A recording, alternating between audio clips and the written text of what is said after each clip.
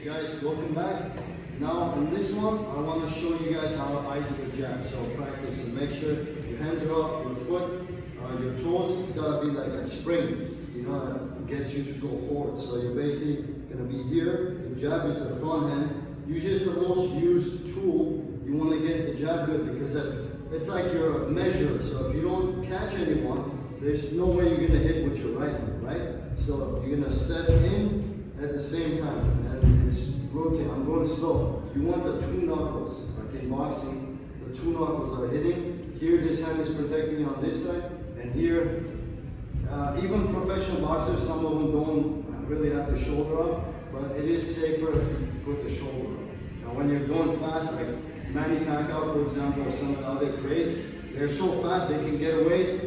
And I know sometimes people comment that barely know anything, and they're commenting on people that know way more than them and saying, oh, you shouldn't do this or that. But even professionals and the top people in the world can get away with certain things. So just because you see Manny Pacquiao or somebody doing something maybe that's not the foundation or the fundamentals, don't think that you can get away with it. So it's always better to follow it. Even Mike Tyson, he was always, his hands were up. He had all this crazy, nice head movement stuff. Anyway, back to the jab. So I'll do it slow, and then later you can speed it up like anything else. So it's just step, and then you step back. Always, wherever you start, however you start, you go back to that.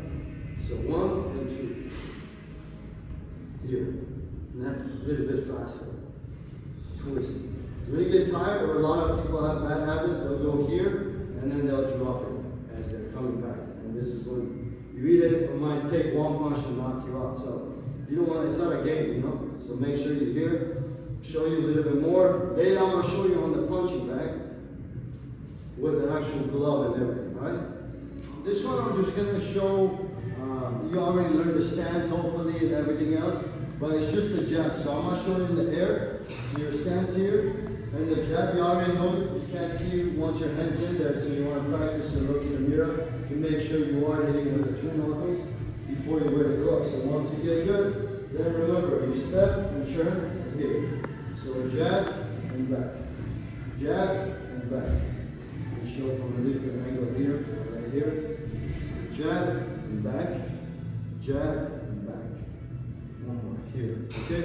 Now the blood, now when they're jabbing, all you gotta do is turn this over and catch it, you know?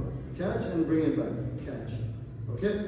So now I'm gonna start light, and then later once you get better, pick it up, and the whole point of the punching bag, or one of the main reasons it was made for, was so you don't wanna kill your sparring partner, right? In most cases. So with the punching bag is when you really go at it, or an actual real fight.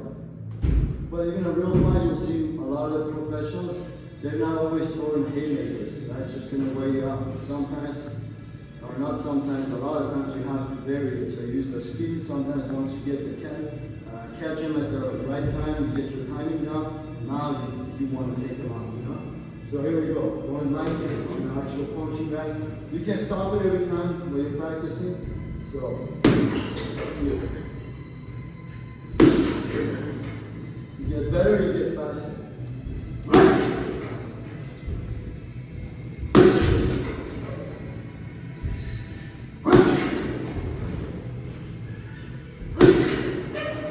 Remember, you're aiming, you're going forward. If you just throw a jab here, you're not going to hit anyone. They just move back and you're done, or you're going to get countered. So you're moving forward.